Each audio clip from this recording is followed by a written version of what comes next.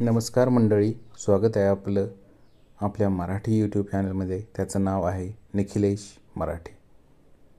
तर आज आपण गोष्ट ऐकणार आहोत देव पावला, द.मा. मिरासदार यांची देव पावला. तर चला तर सुरुवात करूया. गाव संपता संपता एस.टीचे बसस्थानक होते. जवळून मोठा रस्ता स्टेशनकडे गेला होता. त्यामुळे त्या रस्त्यावरून माणसांची, वाहनांची गर्दी दिवसभर वाहत राही. रिक्षा, टांगे, छकडे सारखी धूळ उडवत जात. जवळपास हॉटेलं होती. तेथेही माणसांची गर्दी असे. दिवसरात्र तो परिसर गजबजलेला असे. स्टँडला लागूनच गावचे मुख्य पोलीस ठाणे होते. इमारत नवीन बांधलेली असल्यामुळे अजून तरी शोभिवंत दिसत होती. प्रशस्त आवार, चारही बाजूंना तारेचे कुंपण, पटांगणाच्या बरोबर मध्यावर झेंडा फडकवण्यासाठी उभा केलेला उंचच्या उंच खांब, त्याभोवती लहानसा गोल पार व पाराभोवताली फुलांच्या कुंड्या. संध्याकाळची वेळ होती. दिवस बुडण्याच्या बेतात होता. इन्स्पेक्टर देवसाहेब त्या प्रशस्त आवारात खुर्ची टाकून बसले होते. उन्हाळ्याचे दिवस. आत खोलीत पंखा असला तरी अंगाची तलखी होत होती. पटांगणात नाही म्हटले तरी मोकळा वारा होता. जीवाला बरे वाटत होते. साहेब दमून भागून पाय आरामशीर पसरून आणि दोन्ही हात डोक्याच्या मागच्या बाजूला बांधून स्वस्थ बसले होते. मधूनच होश करून दमल्याचा सुस्कारा सोडत होते. आज कागदपत्रे चाळून चाळून आणि कसले कसले रिपोर्ट बघून त्यांचा पिट्टा पडला होता. आता कुठे ते मोकळे झाले होते. नारायण कॉन्स्टेबल आत बाहेर करत होता. त्याला साहेबाशी काहीतरी बोलायचे होते, पण धीर होत नव्हता. मध्येच तो साहेबांच्या जवळपास उभा राही, उगीच इकडे तिकडे फेऱ्या मारी. मध्येच तो आत जाई, पुन्हा थोड्या वेळाने बाहेर येई. त्याचे ते घुटमळणे साहेबांच्या लक्षात आले. त्याच्याकडे एक ओझरती दृष्टी टाकून त्याने विचारले, नारायण, का रे? आत बाहेर का करतोस मागापासनं? काही काम आहे का व्यायाम बियाम चाललाय? खरं म्हणजे साहेबाशी बोलण्यासाठीच नारायण मगापासून टपला होता. पण साहेबांनाच सरळ प्रश्न केल्यावर तो नाही म्हटले तर गडबडला. कारण साहेब तसे फाटक्या तोंडाचे. केव्हा काय बोलतील याचा नेम नाही. नाही म्हणजे थोडं काम होतं. रजा बिजा मिळायची नाही हा, आधीच सांगून ठेवतो. उद्यापासनं गणपतीची गडबड पुन्हा सुरू होते. लोकांचा गणपती उत्सव म्हणजे आपली धुळवड. 10-12 दिवस अजिबात रजेचं बोलायचं नाही. रजा नाही साहेब. मग थोडा वेळ घरी जाऊन येऊ का साहेब? कशाला? बायकोचं तोंड बघून यायचं आहे हां? किती वर्ष झालेलं लग्नाला? साहेबाच्या विनोदाला एकदम हसायचे असते आणि जरा जास्तीचेच हसायचे असते. हा नियम नारायणला पूर्ण ठाऊक होता. त्यामुळे तो एकदम हसला. थोडी नम्रता दाखवीत हसला. साहेबही हसले. 10 वर्ष झाली की 2 पोरं झाली. आता कशाचं साहेब? मग उद्या गणपती बसायचा ना. अजून बाजारात जाऊन गणपती आणायचा आहे. पूजेचं सामान बिमान आणायचं आहे. पोरांना कबूल केले, घेऊन जाईन बाजारात म्हणून. ती वाट बघत असतील म्हणून विचारलं. साहेब जरा विचारात पडले. साहेब असूनही ते दयाळू वगैरे होते. आश्चर्य म्हणजे हाताखालच्या माणसांच्या अडचणी त्यांना समजत असत. जमले तर ते त्यांना थोडी सवलतही देत. पण याला आता सोडले तर ठाण्यात दुसरे कोणी नाही. कुणी बंदोबस्ताला गेलेले, कुणी तपासाला पाठवून दिलेले. एक दोघे अजून असतीलही, पण लेकाचे सगळे सांगकामे. एकाचा धड उपयोग नाही. असून अडचण नसून खोळंबा अशातली गत. सकाळीच का नाही सगळं करून ड्युटीवर आलास? आता ऐनवेळी हे धसकट मला कशाला सांगतोस? नारायण गप्प उभा राहिला. मान खाली घालून गप्प राहिला, अगदी पुतळ्यासारखा. कुणाला बोलतोय मी? जरा तोंड उचकट की. सकाळीच का नाही आणला गणपती? का संध्याकाळचा आणला तरच गणपती बाप्पा पावतो भक्ताला? बोल की. एरवी लेका राघूसारखा बोलत असतोस. आता का दात खिळी बसली की रे? साहेबांनी असा बराच भडीमार केला. त्यावर नारायण हळूहळू तोंडातल्या तोंडात गुळूमुळू काटेकुटे करीत काहीतरी बोलला. त्यावरून साहेबाला एवढाच बोध झाला की मुख्य अडचण पैशाची आहे. गणपती काय उद्या सकाळी आणता येण्यासारखा आहे. पण मूर्ती, पूजेचे सामान, मखर विकर, किराणा माल इत्यादी गोष्टींसाठी जे पैसे लागतात ते नारायणजवळ नाहीत. हे पैसे कुणाकडून तरी उसनवर घेण्यासाठीच त्याला वेळ हवा आहे. 4 लोकांना भेटून तोंड वेंगाडून मागितले तरच ते मिळण्यासारखे. नाहीतर सणासुदीच्या दिवशी 100 रुपये कोण देणार? होय, 100 रुपये निदान तरी पाहिजेत. म्हणूनच थोडा वेळ तरी जाऊन यायला पाहिजे. एवढा लाका गणपती बघतायस तर इथं बसून त्याची प्रार्थना कर. देवा मला कुठून तरी 100 रुपये आणून दे म्हणून. बघू देव देतो का ते. नारायण गप्प उभा राहिला. या बोलण्यावर उत्तर काय द्यायचे. पोलीस खात्यात असून रांडीच्या पैशाची अडचण आहे म्हणून सांगतोस. काय वाटत नाही का जीवाला तुझ्या. नारायण धाडस करून म्हणाला, तुम्ही इथं आल्यापासून वरकडं प्राप्ती बंद आहे. मटका बंद, दारूचे अड्डे बंद, जुगार बंद. कसं काय आम्ही करायचं. साहेब ही स्तुती ऐकून खुलले. ते पोट धरून धरधरून हसले. अरे आपल्याला काही कमी नाही, मग कशाला 5-50 रुपये खात बसायचं. हां अरे तो मिस्टर क्लीन होता ना, तर मी मिस्टर ड्रायक्लीन आहे, समजलंस. साहेबाचे बोलणे फारसे खोटे नव्हते. कुठल्याही भानगडीत त्यांनी स्वतः पैसा खाल्ला नव्हता. नारायणाला अनुभवाने ती गोष्ट ठाऊक होती. एखादी भानगड पोलीस ठाण्यापर्यंत आलीच तर ते तिकडे दुर्लक्ष तरी करत किंवा 4 शिव्या हासडून 1-2 लाथा घालून मंडळींना परत पाठवून देत. त्यांच्याकडून पैसे बिसे घेत नसत. साहेबांचे ठीक होते. त्यांची घरची दाबून इस्टेट होती.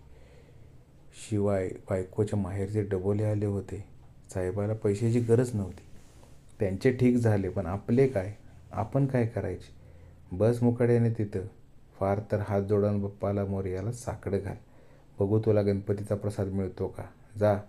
साहेबाचे हे बोलणे अंतिमच होते. आता जास्ती बोलण्यात काही अर्थ नव्हता. एकूणच वेळ कठीण होती. पोरे तिकडे वाट बघत असतील. मूर्तीसुद्धा आपण सांगून आलोय. ती मूर्तीसुद्धा आपली वाट बघत असेल. पण काही इलाज नाही. प्रार्थना कर म्हणे. अशी प्रार्थना केल्यावर लगेच देव पावला असता तर पोलीस खात्यात कॉन्स्टेबल म्हणून इतकी वर्ष कशाला काढली असती. साहेब होऊन तरी कुठे बंगला तरी बांधला नसता का. नारायण मागे वळला. ऑफिसच्या दारात जाऊन निमूटपणे उभा राहिला. नकळत त्याने हात जोडले. त्यानं खरोखरच देवाची विनवणी केली. हे बघून साहेबांना हसू आले. ते समोरच्या वाहत्या रस्त्याकडे बघत राहिले.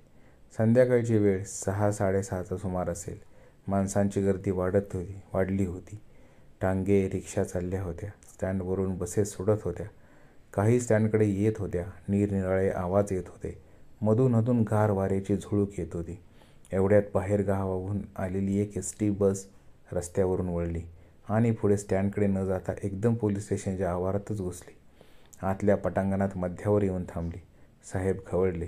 च्या आईला हे एसटीचे ड्रायव्हर दिवसाही पिऊन गाड्या चालवतात का काय. स्टँडवर गाडी न्यायची सोडून इथं पोलीस ठाण्यावर गाडी घुसवतो. नालायक भोसडीचे. नारायण कोण ड्रायव्हर आहे रे, बघ रे तिकडे. इकडे ये म्हणावं. पण नारायणला बघण्याचे कारणच पडले नाही. बसमधून एसटीचा ड्रायव्हर स्वतःच खाली उतरला. पाठीमागचे दार उघडले गेले. कंडक्टरही खाली उतरला. दोघेही चालत चालत साहेबाकडे आले. सलाम ठोकून उभे राहिले. दोघेही वयस्कर दिसत होते. प्यायलेसेही वाटत नव्हते. का रे, स्टँड कोणता आणि पोलीस ठाणं कोणतं. दिवसासुद्धा समजना का. हां जरा आयसाईट तरी तपासून घ्या. का डोळ्यात वाती घालू तुमच्या. साहेब गुरगुरले. म्हाताऱ्या कंडक्टरने हात जोडले. तसं नाही साहेब. मग मुद्दामच गाडी आत आणल्या साहेब. मुद्दाम म्हणजे कमाल झाली. फार जात माजली की रे तुमची. ड्रायव्हर कंडक्टरच्या मुद्रेवर या सगळ्या भडीमाराचा काहीही परिणाम झालेला दिसला नाही. पोलीस खात्यामधल्या साहेबाचे बोलणे असे मनोरंजक असणार हे त्यांना अनुभवाने ठाऊकच असावे. तसं नव्हं साहेब. पॅसेंजरची जरा भानगड आहे म्हणून तुमच्या पत्रावर आले. भानगड म्हणल्यावर साहेब एकदम ताठ झाले. त्यांनी कान टवकारले. कसली भानगड.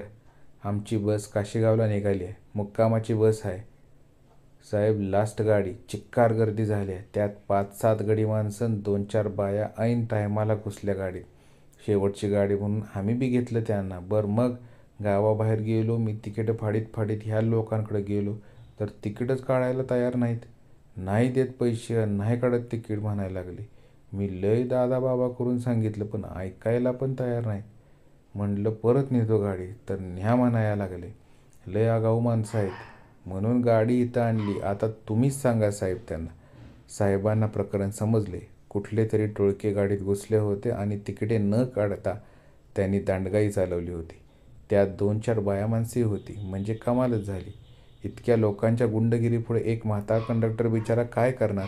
ड्रायव्हरही पोक्त आहे. ठीक आहे, या देवसाहेबाचा हिसका दाखवतो त्यांना. साहेब खुर्चीवरून उठले. नारायण त्या सगळ्या संत मंडळींना आत घेऊन ये आणि त्यात मीराबाई जनाबाई त्यांना पण बोलवले म्हणावं, जरा सत्कार करू त्यांचा. साहेब आत ऑफिसात गेले. नारायण कंडक्टरबरोबर गाडीकडे गेला. कंडक्टरने माणसे दाखवली. मुदलेवरून रासवट दिसत होती, पण आता जरा बिचकली होती.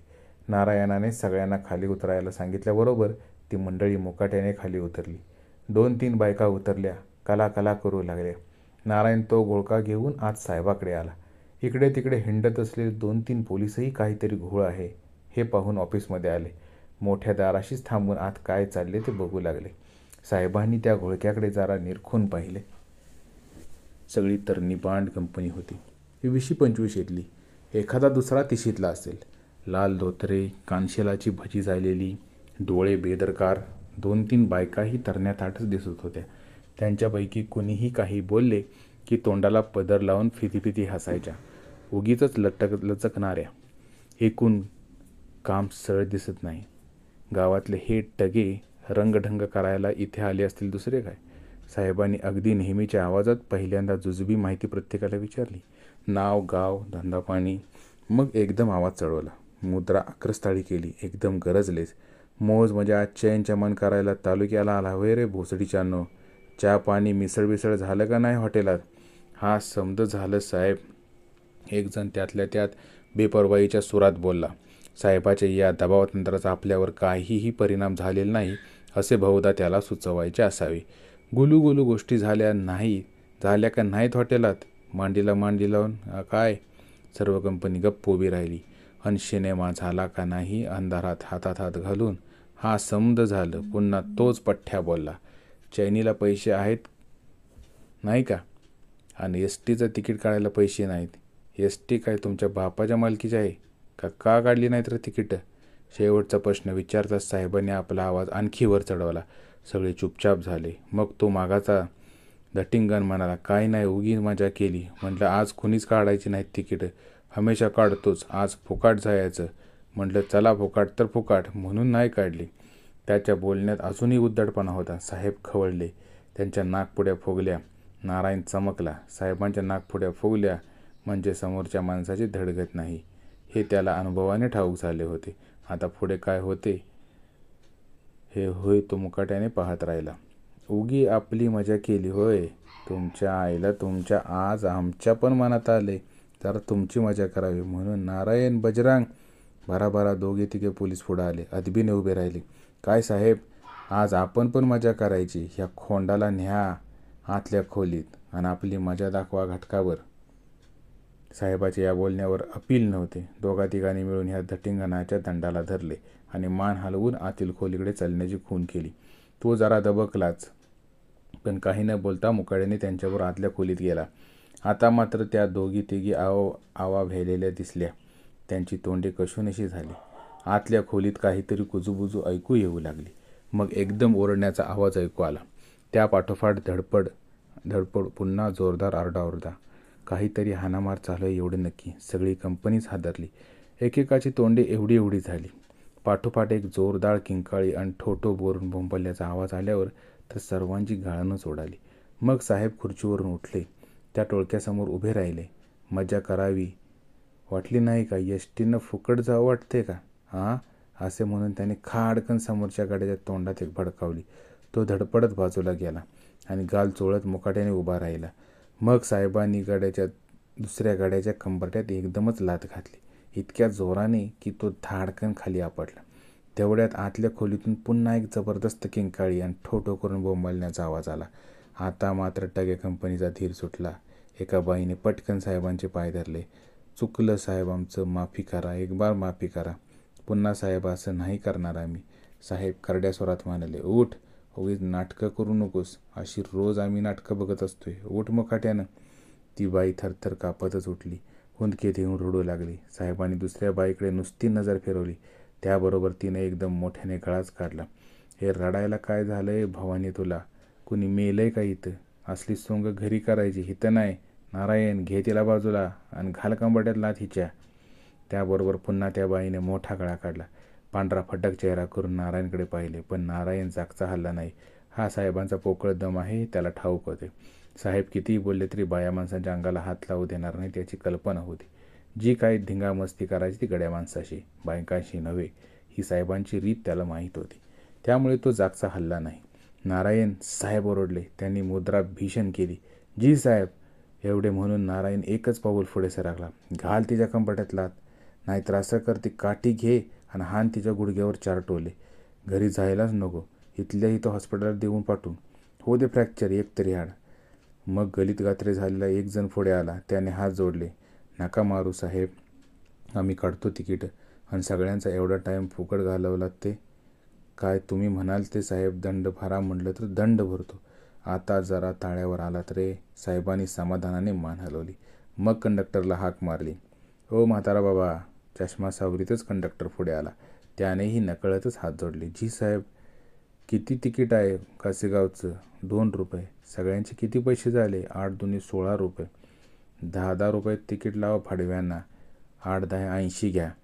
जास्ती काय करायचे साहेब आम्हाला? तिकिटाचे मिळाले म्हणजे बस. ठीक आहे, तुम्ही तुमचे घ्या, बाकीचे ठेवा इथं. मग त्या लोकांकडे वळून साहेब गरजले. हे काढा रे पैसे लवकर. थरथर कापत एक जण म्हणाला. एवढे नाहीत पैसे आमच्याजवळ साहेब. पुन्हा खोटं बोलता होय रे हरामखोरांनो. चैनीला पैसे आहेत आणि दंड भरायला पैसे नाहीत. आता दंड वाढला. नारायण ह्यांच्याकडनं 150 रुपये मोजून घे, नाहीतर आज लॉकअपमध्येच ठेवतो साल्यांना. उद्या बघू काय करायचं ते.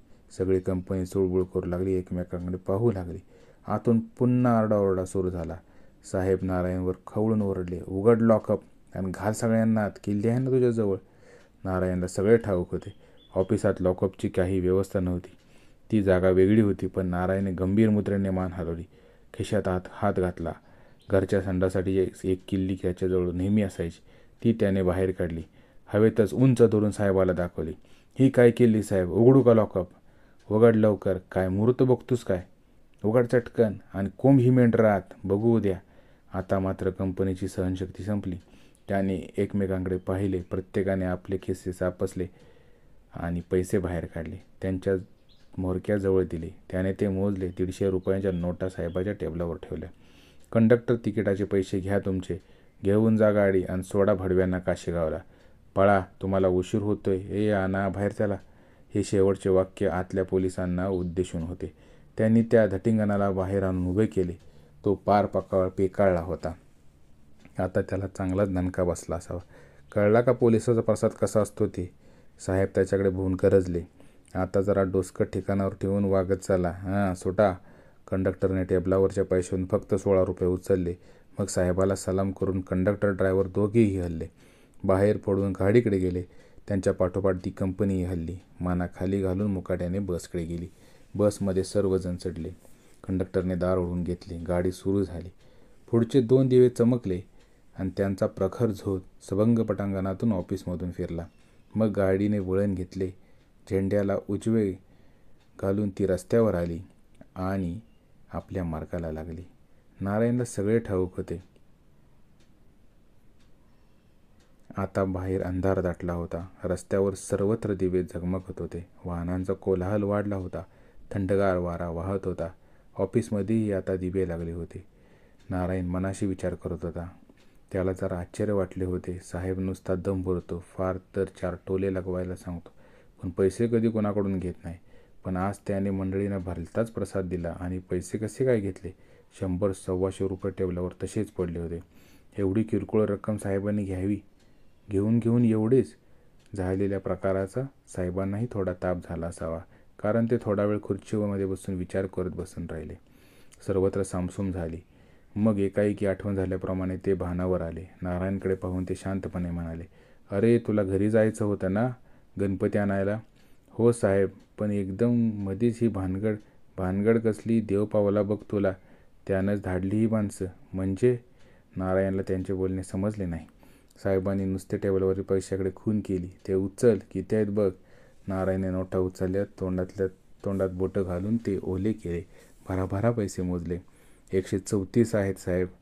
ठीक आहे, आता काम कर. काय? ते 34 देऊन टाक त्या दोघांना. साहेबांनी लांबच उभे असलेल्या दोघा पोलिसांकडे अंगुली निर्देश केला. बर. आणि असे म्हणत साहेबांनी खिशातून सिगारेटची पेटी लायटर बाहेर काढला. एक सिगरेट काढून ती पेटवली. तिचा मनसोक्त झुरका घेऊन त्यांनी धुराची एक लांब लचक नळकांडी हवेत सोडली. मग ते शांतपणे म्हणाले. आणि ते 100 रुपये तू घेऊन जा. गणपतीची प्रार्थना केलीस, देव खुश. पैसे चालत आले बघ तुझ्याकडे. जा, निघ, पोरं वाट बघत असतील. पळ. धन्यवाद.